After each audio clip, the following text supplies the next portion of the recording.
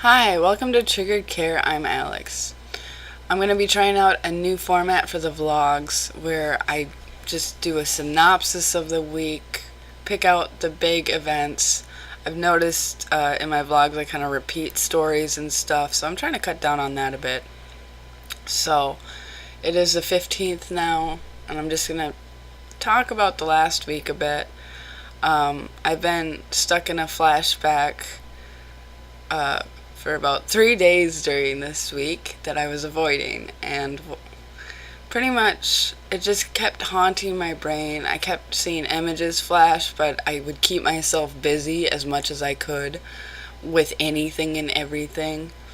Playing Sudoku, watching YouTube channels, writing stuff down, making lists, playing with my son, anything and everything to just avoid my thoughts. And then finally last night I'm like, alright, I have time now to delve into it a little bit. And so I told my husband, can you sit down with me so I can talk to you about this flashback that's torturing me? And he's like, yes, of course. So he sits with me and I'm trying to talk to him about it, but I'm emotionless while I'm talking about it. Like, I almost feel like a robot. And it didn't work as smoothly as I wanted to, because I tried to talk to him about it, and then my brain got to this point where it's like, why are you talking about it? You're stupid. And it triggered me out, and I got not completely catatonic, but to the point where I could only say simple phrases back to him while he was talking to me, and of course he noticed immediately. And so he's trying to talk me through the flashback, and I'm not responding to him well at all. So after, 5-10 minutes of that, he went to get my crisis medicine, which I took, and that helped a lot, kind of take down that barrier and allow me to talk more. The flashback that's been haunting me is a very old flashback from my toddlerhood. It's the same one that I mentioned in my tribute to the Voices video. And I have a feeling that why that flashback has been haunting me is I've talked to old acquaintances this week. And I heard some not very nice opinions about me coming out as a sexual assault survivor. I heard the phrase, I believe you believe it happened, along with someone straight up telling me that they didn't believe me until a certain thing happened and now they believe me. And those comments dug into my brain a bit and really messed me up for a while. And something peculiar happened though, because I started doubting myself, I started doubting my memories. I went to the support chat, and there's a few other survivors who also this week have heard comments like I heard, where people didn't believe them and then had the same reaction of doubting themselves and being like, am I just a crazy person who just made all of this up? And it was validating in a weird way, because I've talked to these people for a while. I would consider them friends at this point. And I know that they've lived through a lot. And it was almost validating to know that real survivors feel that. Real survivors, especially with trauma from an early age, where your memory isn't the best and you only get these little chunks and clips rather than having a solid memory like you would later in childhood. It makes you question it a lot. And so that helped talking to them, and it helped talking to my husband, because he's had to see me throughout all the flashbacks, throughout all the episodes, and all the flashbacks related to my sexual assault when I was a younger child. And So it was just validating to have him around to reassure me, I don't think you're just a crazy liar. And along with my friends who I know aren't liars, going through that same sort of doubt and pain that I was going through. I mean, I still went through the doubt and pain, but it helped not being alone. And I thought it was weird that it was happening to us all at once. That was really peculiar. Um, so yeah, it's been somewhat of a rough week. And then I have a Christmas party that I'm throwing, so I have to get ready for that. I keep clenching my jaw so much that I'm getting lockjaw, and it's driving me insane because I hate. Anybody hates lockjaw, I'm sure. But it makes it harder to eat, and I already have eating issues, so I've been trying not to stress about it. Um, trying to not stress about it. It it's just irritating. It's all poop, is what it is. What else is going on? The lockjaw, the the memory thing. Oh yeah, and then I had surprise doctor appointments this week. I called my contacts people up because I need a box of contacts. And I called them up on Monday and they're like, "Well, your contacts prescription has expired back in May, so you need to come in and have an eye doctor appointment before you can get your contacts. And there's an appointment available tomorrow if you're up for that." I'm like, "Oh, sure," because I need my contacts as soon as possible because I'm going out of town soon. So sure, I'll go tomorrow. So I went to the eye doctor, and it wasn't my regular eye doctor. I've seen my regular eye doctor for, I don't even know, 12 years at the same place. And it was this new guy. I don't know what happened to the old guy, but it was a new guy. So I'm like, "Oh, this will be fun. I get to talk about my eyes with somebody else." And I go into the eye doctor, and he's a friendly guy. I enjoyed his sense of humor. It reminded me a lot of just old people humor, which I enjoy. I enjoy old people humor very much. And then he starts looking at my chart, and I don't know. I don't know. Optometrists love my eyeballs because I'm nearly blind, but I still see enough where I can function with corrective lenses and stuff like that, and I have astigmatism. And he said something peculiar. He's like, "Oh, we should be experimenting on your eyes. You're the type of eyes that we should we should be experimenting on. We should be seeing what works with your eyes and what doesn't work with your eyes." Because my old eye doctor, the other one, he just gave me regular soft contact lenses, which worked fine. But apparently there's these super expensive ultra contacts for people with stigmatisms that my new eye doctor wants me to try out to see if it helps me see. And I'm grateful for the information, but then talking to the receptionist lady about it, she's like, "Oh yeah, those are really expensive. It would be much cheaper for you just to get the other contacts that your other eye doctor always had you have."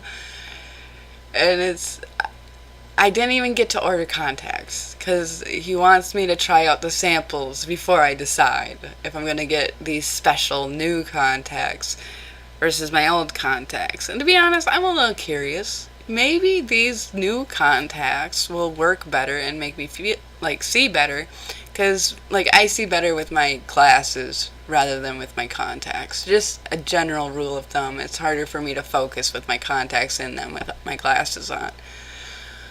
So I'm like, alright, I guess I won't get a box of contacts. I'll just get a bunch of samples to last me through, and I'm still waiting on their call for those samples to get in. And of course, they don't have a lot of samples of my prescription on hand, because they never do, because it's so strong.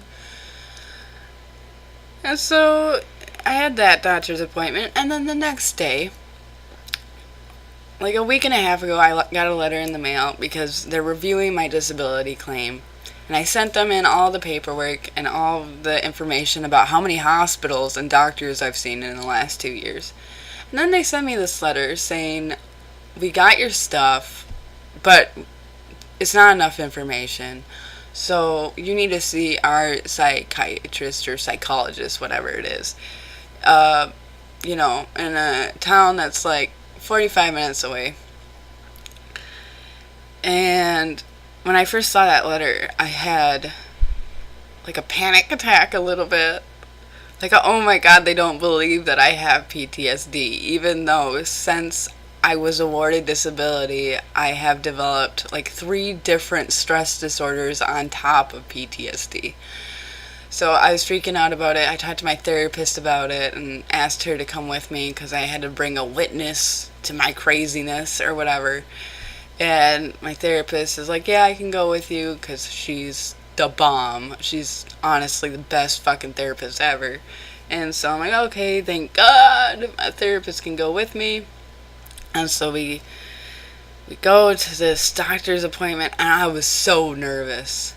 Oh my god, I was so nervous the morning of going to the doctor's appointment. I was pacing. I was just like, oh, what's gonna happen? Like, I'm gonna go be judged at a tribunal, and he's probably, like, how do you prove that you have PTSD in an hour's time?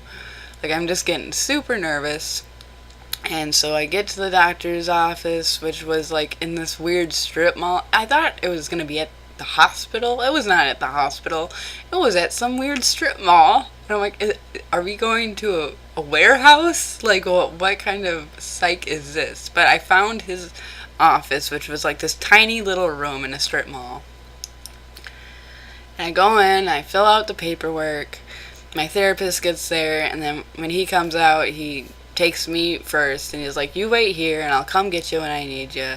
So me and him go back there, and he mostly told me stories about himself, which was entertaining. And then one of the first things he did was reassure me. He's like, first, I'm sorry about the scary letter. Nobody's taking away your benefits. This is pretty much a formality. I looked at your medical history. I know that you're disabled, okay? The only way that you get your benefits taken away is if you're, like, secretly working full-time and not telling the state about it. And then I'm like, well, obviously I'm not working full-time. I have a kid. I make YouTube videos, but that's not really work. I don't get paid for making YouTube videos. It's a hobby, I guess. Like, please don't be mad at me. Like, oh, there's no madness here. Like, it's just a formality. These letters go out to everybody. You're gonna get another one in another 4 years, and then you just have to come over and say hi to me. Which I was very relieved, because I thought it was gonna be like, I always imagine things to be a lot worse than they are, especially when it comes to state and government stuff. Like, oh my god, they want to prove that you're just a crazy liar that wants money, like, they're gonna assume the worst of me, and then I'm gonna get punished for it, even though I don't know what to do. And so he was very reassuring. I'm like, thank God this was the psych who was put in charge. And all he does is travel around and check out government people and pretty much okay everybody. I'm like, you're the coolest psych, thank you. Because he didn't make me get into the nitty-gritties of my past. He didn't make me rehearse all of the trauma that I've been through, which I really wasn't looking forward to, because I've had so many new psych appointments. They just get draining, because you always cry at the first psych appointment. You're always, like, in tears because they need to know about the serious stuff, and it's like, I don't really want to do this, and then drive home. So I was very, very relieved, although, it was stupid that had to drive all that way just for a guy to be like, yo, dude, don't worry about it. It's just a formality. Like, I don't know.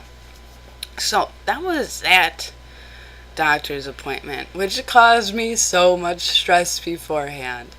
And then after that doc appointment went well, I'm like, oh, well, that's a relief. But then all the other old acquaintance stuff was still haunting me, and then that flashback really started to kick in a bit. I keep remembering the damn carpet, and then my brain keeps trying to put together the puzzle as I'm like, don't put together any more puzzle, please. Like, I don't want to think about it. Can you just stop thinking about it? You know, it's like I'm screaming at myself, get over it. Just don't fucking worry about it. Don't think about it. It's so old now. Why should you care? Which, I'm just victim blaming myself a little bit and victim shaming myself. But I'm so tired of this goddamn shit. I'm so tired of the flashbacks. I'm so tired of feeling just like shit over something that happened 22 years ago. Like, just stop thinking about it for the love of God and focus on something else. So, that's what I'm doing. I'm focusing on my videos. I wanted to record more, but I keep getting the lockjaw from clenched teeth, which is irritating, and it makes me feel like I can't talk as well. So, yeah, and then preparing for Christmas. Christmas is always triggering as all shit. And a friend of mine from the Discord, she has a trauma anniversary coming up on the 24th, which is awful. It's just awful to have an anniversary on a holiday. It's not a good experience at all, and it's a really awful anniversary for her. So I've been talking to her and trying to help her out with that, but then me and her were both flashbacking and disassociating around the same times, and she's a lot better at talking through her flashbacks than I am. So I feel bad when, like, I'd be talking to her on the Discord, and then my attention just goes somewhere else, or I just completely zone out and blank out. And so it's, she'll be leaving me messages, and I check back a couple hours later because I'm like, god damn it, I left that conversation without letting her know. Oh my god. And so I've been worried a little bit for my fellow survivors too, but I don't mind that worry as much because, I gotta be worried for the good people. The only worry I don't like is when you're worrying about abusers and what they're doing and what they're feeling and all of that, because that worry is lost worry, because they're not going to reciprocate that. They're not going to return that with any sort of valuable feeling towards you. Abusers are very exploitive. They're just going to absorb all the worry that they can and be like, oh yes, I'm so important. Whereas fellow survivors, they got that reciprocal feeling going on where it's like, oh, you're feeling bad too, I'm so sorry, and like, how can I help you too, which is nice. And even if I don't really receive the help because I'm trying to help them more, in some situations I still appreciate it, and I still feel like it's worth the energy and it's worth the attention to talk to people and to try to help them out through this stuff. So, I don't know what I'm rambling about now. Just, my memory's been so crappy. It's been so poopy, and I keep trying to come up with new ideas. I got a few videos on the burners that I'm gonna pop out of here, but, I've been thinking about doing a commentary section of my YouTube channel where I look at blog posts or articles or whatever it may be, and I just react to it. I guess I've already kind of done that with the detained children.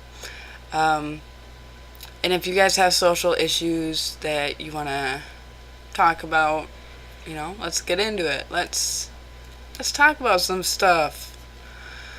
So, yeah, I think that will be it for this weekly vlog of fun.